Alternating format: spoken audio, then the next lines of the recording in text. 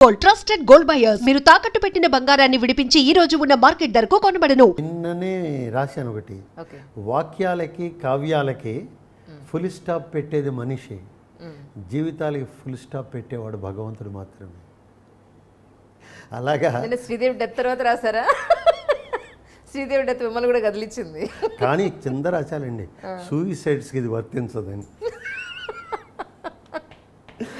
Sir నిజంగా చాలా బాధ అనిపించింది. సో ఇలాగా కూడా ఫీల్ అయ్యారా శ్రీదేవి డెత్ విషయంలో? నాకు ఫీల్ అవ్వటం అనేది తప్పదండి ఎవరికైనా సరే. ఒకటి ఆవిడకున్నటువంటి ప్రతిభకి, ఆ రెండవది ఒక భాషకి దానికి గర్వించదగ్గ మనిషికి, ఆఖరిగా ఒక దేశంలో మిగతా వాళ్ళందరికన్నా అత్యున్నత స్థానానికి ఎదిగిన మనిషికి ఎవరికైనా సరే కదలక తప్పదండి. కాకపోతే నాకేమనిపిస్తుందంటే, నీ అందచందాలు నిన్ను కాపాడలేదు, నీ సంపద నిన్ను కాపాడలేదు, నీ చుట్టూతా ఉన్న డాక్టర్స్ నిన్ను కాపాడలేదు, నిన్ను కాపాడింది ఏది? ఏదీ లేదు. అందుకనే ఇప్పుడు సందర్భం వచ్చింది కదా చెబుతున్నాను మీకు. వేమన్ అంటాడు, ఆత్మ వీడిన కట్టె అగ్నిహోత్రుని పాలు, కఠిన శల్యాదులు గంగపాలు, మీద కప్పిన గుడ్డ ఏది చకలి పాలు, కొడుకు పెట్టిన పిండాకోడు కాకుల పాలు, చేసిన ధర్మం ఒక్కటే నీకు దిక్కురా విశ్వదావిరామ వినురవేమ. నువ్వు ఏం మంచి చేస్తావు అది మిగులుతుంది. అందుకనే వీళ్ళ సంపదలు ఇవన్నీ మీరు చూశారు లేదో, అదేదో కష్టపడ్డవాడు ఒకడు, సుఖపడేది ఇంకోటి, సొమ్ము ఒకటిది సోకొకటిది, అంతా ఇటు ఇటు చెల్లాచెదరైపోతోంది. నిన్ను కాపాడేటువంటిది, నువ్వు రాత్రింబవళ్ళు శ్రమించి చేసిన సంపాదన ఎక్కడికి వెళ్ళింది? నిన్ను పెద్ద పెద్దగా అందలాలు ఎక్కించిన వాళ్ళు ఎక్కడికి వెళ్ళారు? అంత సంపాదించి ఆ డబ్బంతా మట్టిపాలైపోతుందంటే దాని అర్థం ఏమిటంటే సార్? దాని అర్థం ఏంటంటే, నీకు జీవితం గొప్పది డబ్బు కన్నా అని తెలుసుకోవాలి. మీరే అన్నారా మట్టి అని. జీవితం మట్టి కాదు, జీవితం శక్తివంతమైంది. తర్వాత అంచెల్లో మట్టిలో కలుస్తుంది, అది వేరే విషయం. కానీ అంటే ఏంటి, ఏది ప్రయారిటీయో తెలీదా? అందుకనే అంటుంటారు, రెండు మత్తులుటండి. మద్యం మత్తు అందరికీ తెలిసింది, రెండో మత్తు కీర్తి మత్తు, పదవి మత్తు. ఈ రాజకీయవేత్తలనండి, ఈ సినిమా తారలనండి, వీళ్ళందరికీ ఆ కీర్తి మత్తు. ఆ కీర్తి కోసం ఎంత హింసించుకోవాలి కూడా అంత. అన్ని ఆపరేషన్లు ఏంటండి, ఫుడ్ కూడా లేకుండా. నాకు అర్థం కాదండి. యవ్వనం కాదు, ఏ విధమైనటువంటి శరీర అవస్థ సహజంగా ఉండాలండి. అసహజం చేసుకోలేరండి. ఆవిడ జీవితం ఓ పెద్ద తార్కాణం. You cannot make your life unnatural. ఎందుకు అలా తంటాలు పడతారో అర్థం కాదు నాకు. 10 రోజుల క్రితం లిప్ కూడా కొంత సర్జరీ అయింది సార్. యాక్చువల్లీ అయి ఉండదు. నేనంటాం, అంత బాడీ కాన్షియస్నెస్ ఉంటే సుఖం ఉండదండి. పైగా ఇది ఆల్ దేనికి చివరికి బాటమ్ లైన్ డబ్బుకా? ఇందాక మొట్టమొదటి మన సంభాషణలో చెప్పుకున్నాం, డబ్బుని ప్రేమించిన వాడు మనిషిని ప్రేమించడు, మనిషిని ప్రేమించేవాడు డబ్బే చూడడం. 100% సార్. ఇది అంటే అర్థం ఏంటంటే, మళ్ళీ ఆ అమ్మాయికి శ్రీదేవి గారికి నేను అనకూడదు, కానీ నువ్వు ఆగి ఆగి ఆగి పెళ్లి చేసుకొని బాంబే అంతా వెళ్ళి ఏమి సాధించావు? సినిమాల్లో బాగా వచ్చావు, ఆ డబ్బంతా ఏమైంది? ఆ కీర్తి అంతా ఏమైంది ఈనాడు? దేశం కాని దేశంలో మొత్తం ఈరోజు వెనక్కి డెడ్ బాడీ రావడానికి కూడా చాలా సమస్యలు అని చెప్తున్నారు. ఏం చెప్తానండి, జీవితం అంతా. అందుకోసమే అంటాను, ఈనాడు నీ చేతుల్లో ఉంది, బీ హ్యాపీ, ఆనందంగా ఉండు. రేపటి సంగతి రేపు, వాట్ ఎవర్ ఇట్ ఈస్.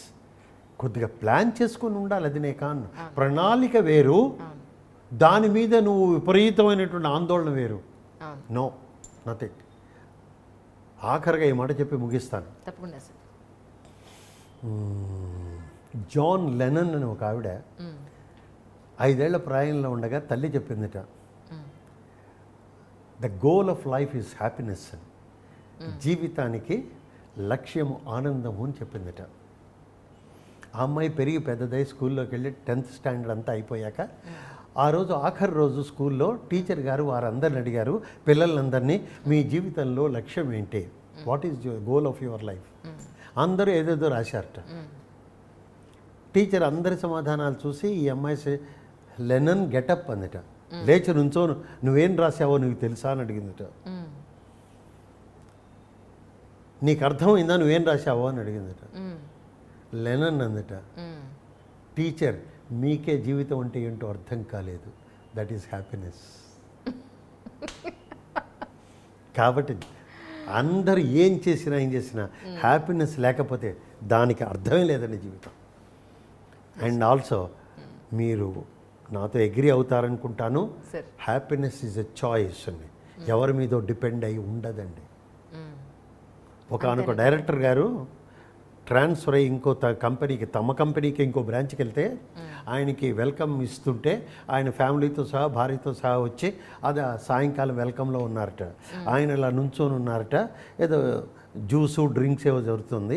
భార్య ఇటు నుంచుంది, డైరెక్టర్ గారు అటు నుంచున్నారు.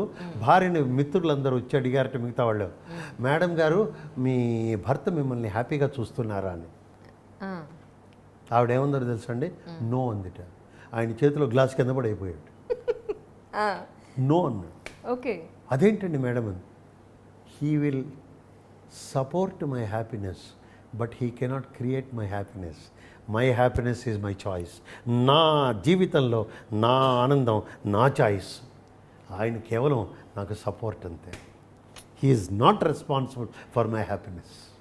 సో అలాగా మన హ్యాపీనెస్ ఎవరి మీద డిపెండ్ అవ్వదు, మన హ్యాపీనెస్ మన మీదే. మనమే కాదనుకుంటే చేయగలిగింది ఏం లేదు.